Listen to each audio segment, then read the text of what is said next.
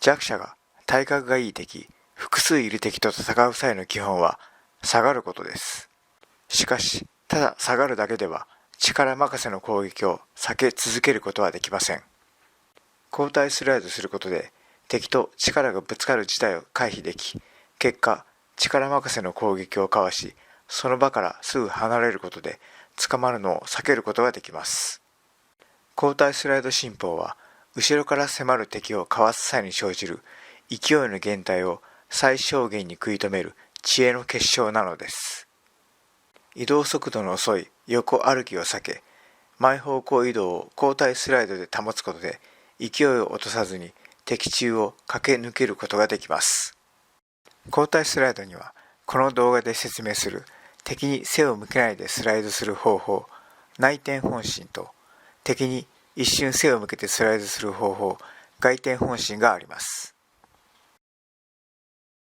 内転本心は、敵に背を向けないで自分の胸前で対処する後退スライドです。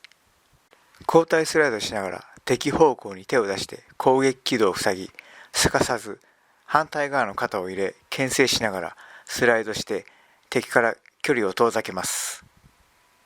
足は小背歩、小後歩、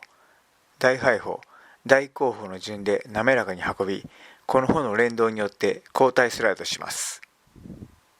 横歩きやまっすぐ後方へ下がる大歩移動では、追撃する敵の速さに負け押し込まれてしまいます。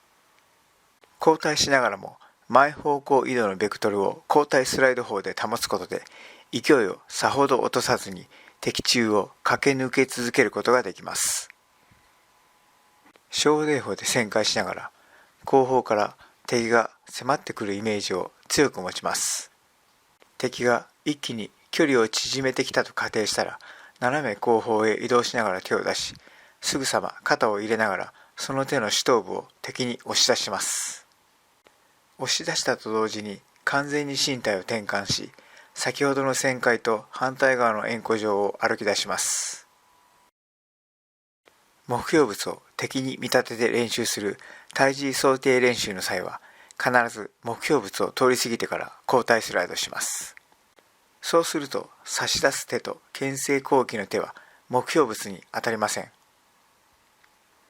その状態こそが敵の力とぶつからない技法の練習が正しく行われている状態なのです。練習の充実感を得たいため、目標物の手前もしくは横でスライドし始め、防御の手を目標物にぶつけているならば、それは敵の力のベクトルに向かっていることになり、対人練習の時ですら相手に圧倒されてしまうでしょう。後退スライドする際、目標物に手が届かず、かつ後退スライドで目標物が遠ざかっていく状態であることを常に確認しながら練習をしていきましょう。